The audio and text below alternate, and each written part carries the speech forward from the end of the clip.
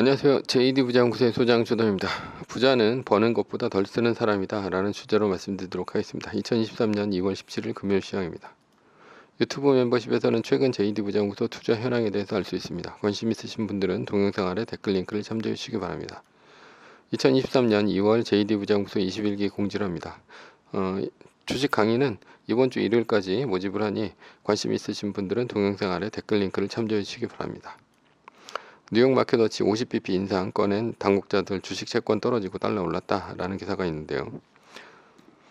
어제는 나스닥이 1.78%, S&P 500 지수는 1.38%, 다우존스 지수는 1.25% 하락하며 3대 지수 모두 하락했습니다.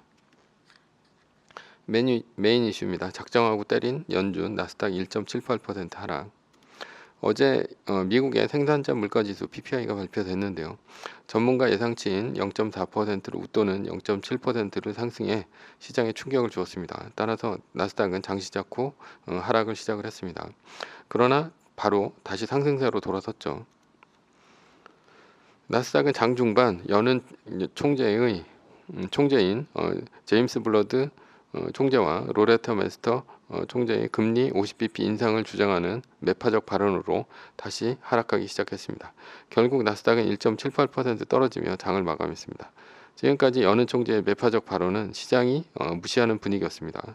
어차피 25bp씩 금리 올리다가 5% 초반에서 최저금리 마무리할 것으로 생각했기 때문이죠.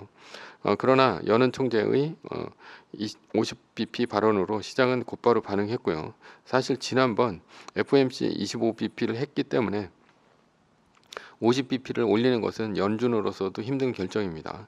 25bp를 몇 번 더 하면서 최저금리를 올리는 것이 다시 50bp를 올리는 것보다 시장에 덜 충격을 주기 때문이죠. 그렇다면 이제 연준위원회 50bp 발언으로 어제 떨어진 것인가 라는 것이죠. 연준위원이 50bp 발언 이외에도 요즘 대규모 옵션 거래 때문이라는 얘기도 있습니다. 그리고 최근에 많이 오른 나스닥도 빅테크 종목이 갑자기 오르자 숏스퀴즈 때문에 올랐다는 얘기도 있다는 얘기죠. 한마디로 현재는 변동성이 아주 큰 장이라는 얘기입니다. 결론입니다. 요즘같이 변동성이 큰 장에서 분위기 따라 사고팔고 하다가는 계좌가 녹을 수 있습니다. 매뉴얼을 따릅시다. 서브 이슈입니다. 부자는 버는 것보다 덜 쓰는 사람이다. 자본주의를 사는 현대인은 경쟁에 노출되어 있습니다. 왜냐하면 현대사회는 소비의 사회이기 때문이죠. 그렇다면 왜 소비의 사회일까요? 칼 마르크스는 자본주의가 노동에 있다고 봤습니다. 그래서 노동 가치론을 얘기를 했습니다. 노동 가치론은 내가 어떤 물건을 만들 때 내가 들인 시간으로 가치가 결정된다는 얘기입니다. 그러나 이것은 조금만 생각해봐도 틀린 얘기임을 알 수 있습니다. 왜냐하면 내가 어떤 물건을 10년에 걸쳐 만들었기 때문에 최소한 10억 원은 받아야겠다라고 한다면 누가 과연 사줄까요? 상품의 가치는 내가 들인 노력과 관계없이 누군가 사줘야 하기 때문에 생산보다는 소비에서 가치가 결정이 됩니다.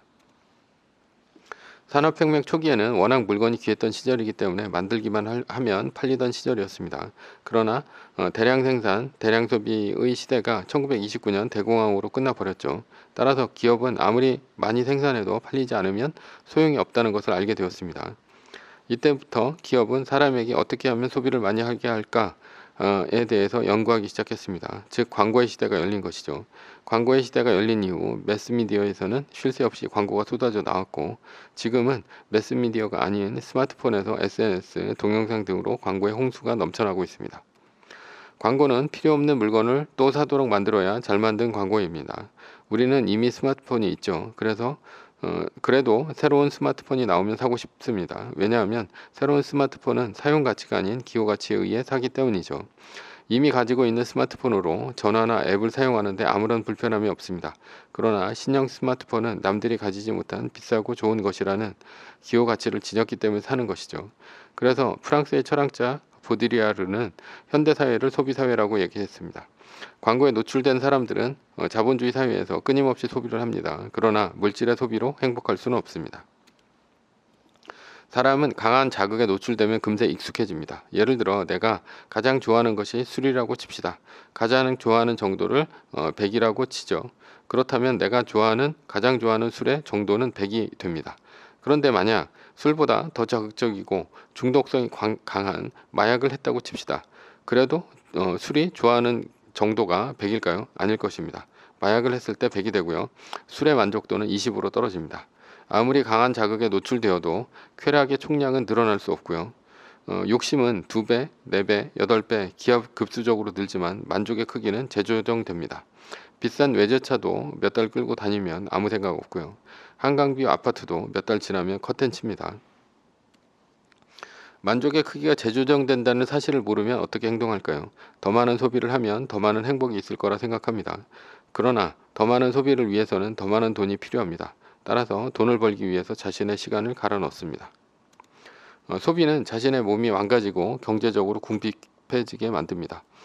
술과 음식을 더 많이 소비하면 비만에 고지혈, 당뇨, 고혈압 등 성인병에 걸리게 됩니다. 오히려 적게 먹고 많이 운동해야 건강하게 오래 살 수 있습니다.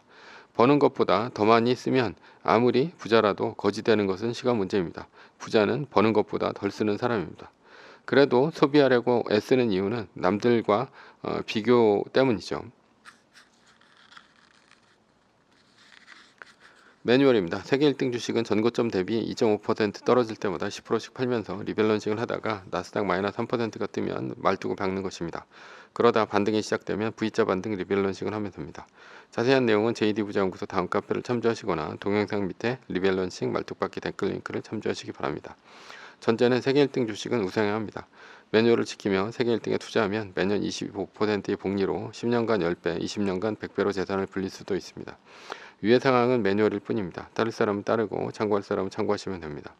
주식을 사고 파는 것에 대한 모든 책임과 이득은 본인에게 있습니다. 매뉴얼을 지키려면 머리를 쓰지 말고 머리를 쓰려면 매뉴얼을 지키지 맙시다. 오늘은 부자는 버는 것보다 덜 쓰는 사람이다 라는 주제로 말씀드렸습니다. 지금까지 JD 부자연구소의 소장 조단이었고요. 컨텐츠가 좋았다면 구독, 좋아요, 알람 설정 부탁드립니다. 지금까지 들어주셔서 감사합니다.